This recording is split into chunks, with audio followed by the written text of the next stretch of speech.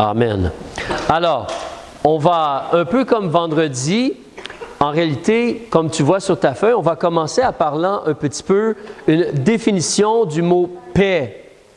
Alors, ces définitions sont prises de différents dictionnaires, mais quand tu regardes le mot « paix », on nous dit que la paix, c'est un calme.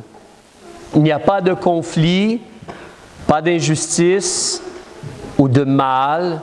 C'est vraiment un repos, une harmonie. La paix, c'est la tranquillité, ou c'est l'état d'une personne où rien ne vient le troubler. Être comme sans inquiétude. Alors la paix, c'est la quiétude, la sérénité. Même dans certains dictionnaires, on te dit que la paix, c'est comme le bonheur du paradis. On sait être avec Dieu dans le paradis. Ça, c'est la paix. Mais c'est important pour toi et moi de bien comprendre ce que la paix est. Rien ne vient nous troubler. Vraiment un repos, une quiétude.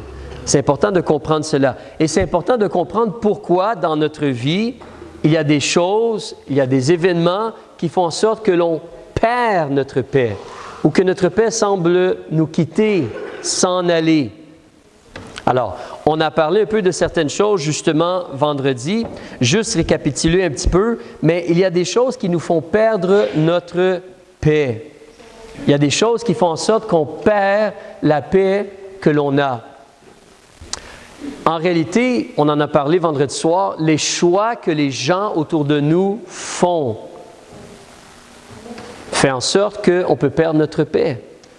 Quelqu'un agit d'une certaine façon, te parle d'une certaine façon, réagit d'une certaine façon, fait une méchanceté envers toi, ça fait en sorte que tu vas perdre, tu peux perdre, tu pourrais perdre ta foi.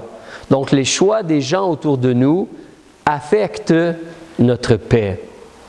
Mais en même temps, nous, on doit faire attention dans la réalité de justement, nous, les choix que l'on fait.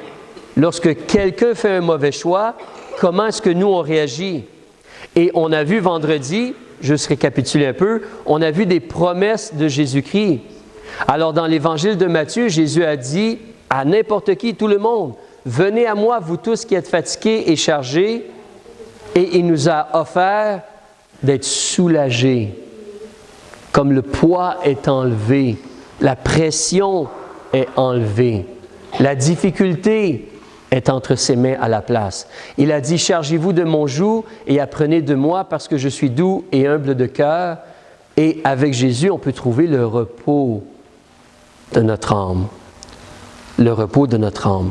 Les gens font de mauvais choix, mais lorsque quelqu'un fait un mauvais choix, comment est-ce que moi, je choisis ensuite de réagir? J'ai donné un exemple vendredi. Si quelqu'un dit quelque chose ou fait quelque chose qui me cause, qui va m'irriter, si moi je me tourne et je frappe dans le mur et je fais un trou dans le mur, je ne suis pas plus avancé. Maintenant, je dois réparer le trou dans le mur et faire affaire avec la situation qui m'irrite.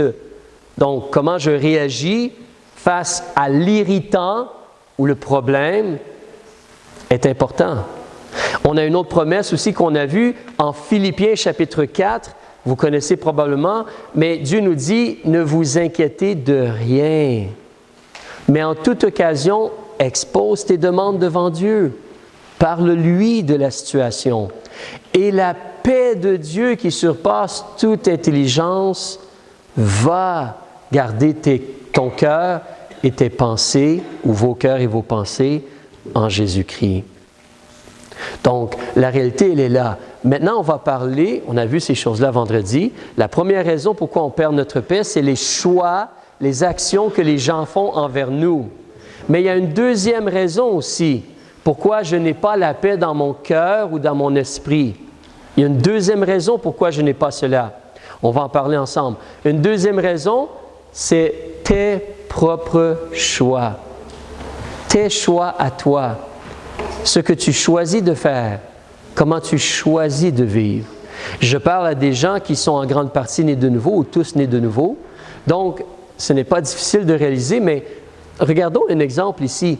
Ça, c'est comme dans le livre prophétique, dans le livre d'Ésaïe. Mais on te mentionne ici que c'est jusqu'à ce que l'Esprit soit répandu sur nous d'en haut, que le désert devienne un verger et que le verger soit semblable à une forêt. Alors l'équité habitera dans le désert et la justice fera sa demeure dans le verger. La justice produira la paix. Donc, si moi je choisis de faire ce qui est droit ou juste ou bien devant Dieu, la paix va venir. Mais à l'opposé, lorsque je désobéis à Dieu, non, la justice produit la paix. Et le fruit de la justice sera le repos et la sûreté pour toujours. Donc, comment je décide de vivre? Comment je décide d'agir dans ma vie? Si je fais ou j'agis selon les vérités de Dieu, je fais ce qui est droit et juste, la paix, elle est disponible. Un autre exemple, « Ainsi a dit l'Éternel, ton Rédempteur, le Saint d'Israël, je suis l'Éternel, ton Dieu, qui t'enseigne ce qui est bon, qui te conduit dans le chemin où tu dois marcher. Oh, si tu étais attentif à mes commandements, » il parle premièrement à la nation d'Israël, mais même nous, en tant qu'enfants de Dieu, si on serait attentif aux enseignements de Dieu, la paix serait là comme un fleuve et la justice comme les flots de la mer. Donc, comment j'agis face aux vérités de Dieu va m'apporter de la paix ou enlever la paix de ma vie. Parce que je ne vis pas comme Dieu demande de vivre. Dans le même passage, dans Ésaïe 48, on te dit clairement, il n'y a point de paix pour les méchants, dit l'Éternel. Ça, c'est clair. Donc oui, temporairement, peut-être, certains gens font du mal et semblent avoir un sourire sur leurs lèvres. Mais la réalité, c'est qu'il n'y a pas de paix pour les méchants. Lorsqu'on met Dieu de côté et les vérités de Dieu, il n'y a pas de paix pour les méchants. Donc, moi, comment je choisis d'agir dans ma vie, même étant enfant de Dieu, si je choisis de laisser de côté les vérités de Dieu, je n'aurai pas de paix dans ma vie. Regardons-le sous un autre aspect aussi. Dans les psaumes, ça nous dit « J'écouterai ce que dit Dieu, l'Éternel, car il parlera de paix à son peuple et à ses bien-aimés, afin qu'ils ne retournent plus à la folie. » La folie. La folie. La folie étant ne pas vivre comme Dieu demande de vivre, ne pas agir comme Dieu demande d'agir. La folie fait en sorte qu'on perd notre paix. On perd notre paix. Même dans le Nouveau Testament, dans l'Épître de Pierre, au chapitre 3, on te dit, en effet, que celui qui veut aimer la vie et voir des jours heureux, garde sa langue du mal et ses lèvres de paroles trompeuses. Qu'il se détourne du mal et fasse le bien. Qu'il cherche la paix. Premièrement avec Dieu et avec tous les gens autour. Qu'il cherche la paix et la poursuive. Car les yeux du Seigneur sont sur les justes et ses oreilles sont attentives à leurs prières. Mais la face du Seigneur est contre ceux qui font le mal. Donc si je choisis d'aller contraire aux vérités de Dieu, moi je vais avoir des conséquences. Moi, je vais avoir des conséquences. La face du Seigneur est contre ceux qui font le mal. Donc, les gens font de mauvais choix et cela peut m'enlever ma paix parce que les irritants ou les problèmes m'affectent. Mais moi-même, je peux créer mes propres problèmes par les choix que je fais dans ma vie. Je ne mets pas en pratique les paroles de Dieu et la paix, elle s'envole, elle s'éloigne de moi, malheureusement. Donc, il faut faire attention. Mais on va regarder maintenant d'autres promesses de Dieu. Regardons d'autres promesses de Dieu ensemble. En Romains chapitre 8, verset 6, on te dit, c'est une vérité, l'affection de la chair, c'est la mort, mais l'affection de l'esprit, c'est la vie et la paix. Lorsqu'on s'attache aux choses de l'esprit, aux choses spirituelles, aux choses du Saint-Esprit, aux choses des paroles de Dieu, c'est la vie et la paix. La vie et la paix. Lorsqu'on laisse Dieu être en première place et on veut s'attacher à lui, l'affection de l'esprit, c'est la vie et la paix. C'est comme une promesse. C'est une réalité. Alors, si on continue, en Romains chapitre 14, verset 17, on te dit « le royaume de Dieu ». Et ce n'est pas seulement quelque chose à venir, c'est notre vie ici-bas aussi. Mais le royaume de Dieu ne consiste ni dans le manger, ni dans le boire, mais dans la justice, la paix et la joie. Comment? C'est par le Saint-Esprit, évidemment. Alors, si moi, je n'ai pas vraiment une bonne relation avec Dieu, si vraiment l'Esprit n'a pas une part dans ma vie, comment est-ce que je peux avoir autant justice, mais surtout ce matin, on parle de paix. Comment est-ce que je peux avoir paix si l'Esprit de Dieu ne me contrôle pas, ne me conduit pas, n'a pas vraiment le contrôle de mon cœur et de mon esprit?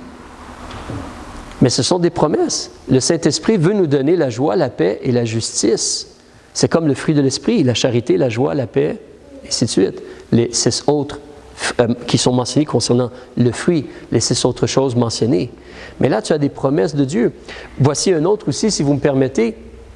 En Thessaloniciens, Paul nous dit que le Dieu de paix vous sanctifie lui-même tout entier et que tout ce qui est en vous, l'esprit, l'âme et le corps, soit conservé irrépréhensible. Là, tu vois le lien entre le Dieu de paix, il veut que tu goûtes sa paix. Mais où est la paix de Dieu? Elle n'est pas dans les ténèbres, elle n'est pas dans la méchanceté, elle n'est pas dans la désobéissance, elle n'est pas dans l'entêtement du cœur. La paix de Dieu est dans la lumière, la vérité, la justice, la sainteté, la sanctification. C'est là qu'est la paix. Et donc Dieu veut nous aider à être séparés dans la vérité, séparés dans la lumière, séparés avec lui, séparés dans son amour, dans sa grâce, dans sa miséricorde. C'est ce que Dieu veut pour nous. On va être séparés, on s'en va dans la maison du Père. Il n'y a pas de méchanceté dans le ciel. Il n'y a pas de mauvaises choses. Il n'y a pas de choses irritantes dans la maison du Père. Mais il y a un danger. Donc Dieu veut notre paix, mais il nous parle d'être séparés ou sanctifiés. Il nous parle de cela. C'est quelque chose qui est devant nous. Alors, donc, en réalité, si on fait un petit résumé, c'est quand même assez simple. Ce qui est difficile, ou là où le combat est, c'est le choix que l'on prend à chaque jour et à chaque moment de notre journée. Mais les mauvais choix des autres, pensez-y, vous conduisez sur la route et un imbécile décide de vous couper. Vous êtes content? Vous êtes heureux? Ou vous êtes irrité? Mais c'est la faute de qui? Toi, tu conduis bien. Tu es un excellent conducteur, n'est-ce pas? Tu conduis bien sur la route. C'est lui, l'imbécile, qui ne sait pas conduire, qui t'a coupé. Alors, les mauvais choix des autres, mais aussi nos mauvaises réactions face aux choix des autres, fait en sorte qu'on perd notre paix. On perd notre paix. On pourrait choisir autre chose. On pourrait choisir de demander à Jésus de nous aider avec la situation. Et on pourrait donc considérer Jésus et son offre du repos et du soulagement et avoir son aide et continuer à avoir sa paix dans nos journées. Il y a des bosses sur la route des fois, mais on peut continuer à goûter sa paix. Et là, ce qu'on vient de voir aujourd'hui, si je vis selon mes idées à moi ou mes opinions à moi, je n'aurai pas de paix dans ma vie. Je n'en aurai pas. C'est vrai pour les gens qui ne sont pas nés de nouveau, mais c'est vrai même pour les gens qui sont enfants de Dieu.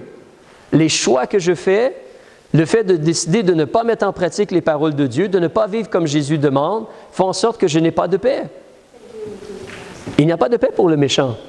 Dieu est très clair. Donc, à l'opposé, si j'essaie humblement, avec l'aide de Dieu, de vivre comme Dieu demande de vivre, dans mon imperfection, là, je peux goûter sa paix. Il y a des bosses, il y a des tentations, il y a des épreuves, mais je peux goûter sa paix quand même. Je peux avoir cela. C'est possible de goûter cela.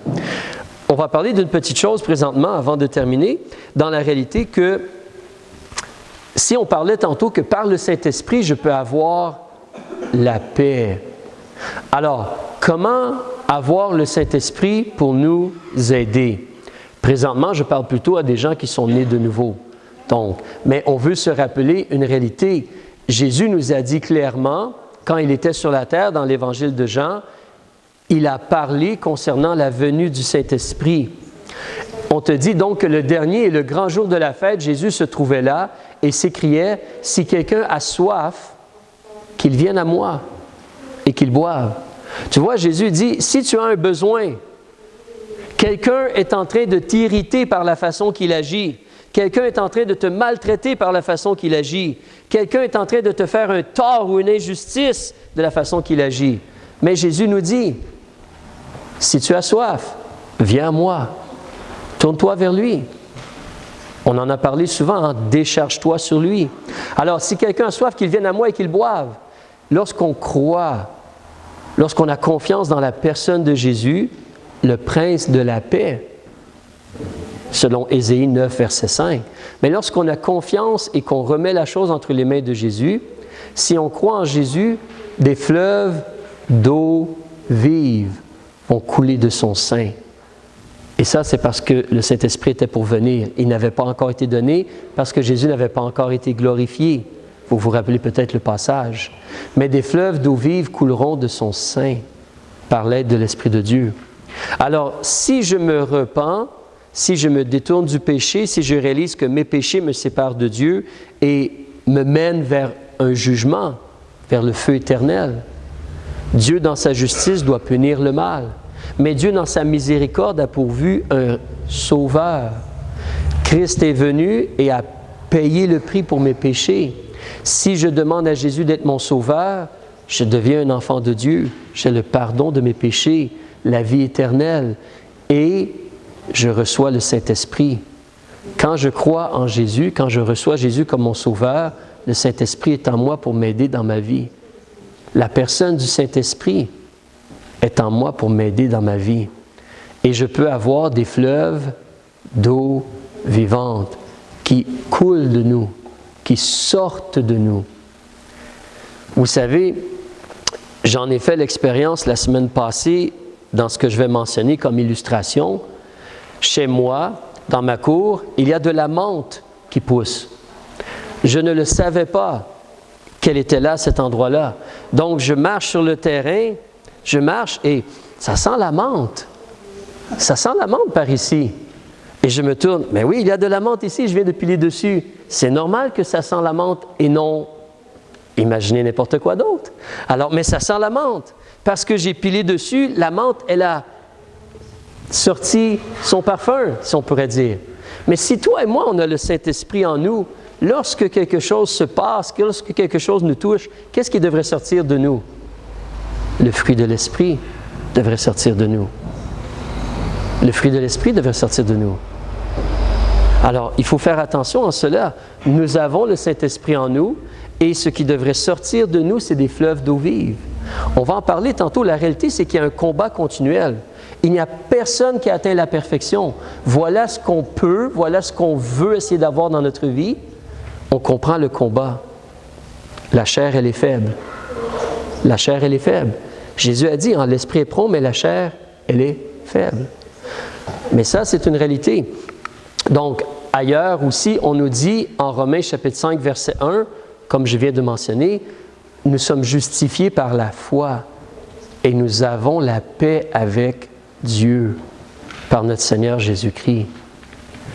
Si tu as placé ta confiance dans la personne de Jésus-Christ, si tu as cru qu'il a payé la rançon en mourant sur la croix et qu'il est ressuscité pour ta justification, tu es donc justifié. C'est un participe passé. Étant donc justifié, c'est accompli. Tu es justifié parce que tu as foi dans ce qu'il a fait. Tu crois, tu as confiance dans ce qu'il a fait. Et la paix, elle est faite avec Dieu. La paix, elle est faite avec Dieu. Et maintenant, tu peux goûter la paix dans ta vie.